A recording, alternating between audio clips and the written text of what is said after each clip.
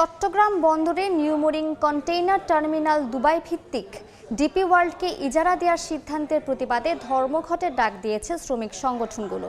এই মুহূর্তে সেখানে আছেন রিপোর্টার ফেরদৌস লিপি, সরাসরি যাচ্ছে তার কাছে। সকাল ৮টা থেকে কিন্তু ধর্মঘট শুরু হয়েছে এবং শ্রমিক কর্মচারীরা কিন্তু সর্বাত্মক ধর্মঘট পালন করছেন এবং আমরা দেখেছি যে বন্দরের যে গেটগুলো আছে সেই গেটগুলোতে কিন্তু কোনো ধরনের কাভার্ড ভ্যান কিংবা ট্রাক পণ্য নিয়ে যেতে এবং ঢুকতে আমরা দেখিনি এবং কর্মচারী যারা আছেন শ্রমিকরা তারা কিন্তু বন্দরের ভেতরে গিয়েছেন, সাইন করেছেন, কিন্তু কোনো ধরনের কার্যক্রমে তারা অংশগ্রহণ করছেন না এবং যখন ৮টা সাড়ে ৮টার পর একটা খণ্ড মিছিল বের করেন এবং আমরা দেখেছি যে সেই মিছিলটি বন্দর অভ্যন্তরেও তারা মিছিল সমাবেশ করেন এবং তারা দাবি করছেন যে এনসিটি বিদেশিদের পরিচালনার দায়িত্ব দেওয়া হচ্ছে সেটি আসলে লাভজনক প্রতিষ্ঠান এবং বন্দরে নিজস্ব টাকায় এই এনসিটি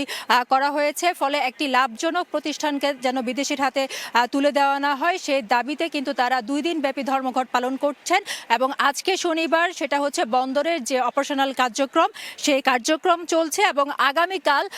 যেটা রোববার সেখানে কিন্তু অপারেশনাল কার্যক্রমের সঙ্গে সঙ্গে দাপ্তরিক যে কাজ সেটাও তারা বন্ধ রাখবেন বলে ঘোষণা দিয়েছেন এবং এরই মধ্যে আমরা দেখেছি যে গতকাল চট্টগ্রাম বন্দর কর্তৃপক্ষ কিন্তু একটি বিজ্ঞপ্তি প্রকাশ করেছেন যেখানে বলছেন যে যারা ধর্মঘটের পক্ষ নিয়ে বিশৃঙ্খলা সৃষ্টি করার চেষ্টা করবেন তাদের বিরুদ্ধে কিন্তু চট্টগ্রাম বন্দর কঠোর অবস্থানে যাবেন এমন বার্তা কিন্তু তারা দিয়েছেন এবং ইতিমধ্যে আমরা দেখেছি যে চট্টগ্রাম বন্দরের যে মূল ভবন অর্থাৎ যে ভবন সেখানে কিন্তু আইনশৃঙ্খলা রক্ষাকারী বাহিনী পুলিশের অতিরিক্ত ফোর্স মোতায়েন আছে, কিন্তু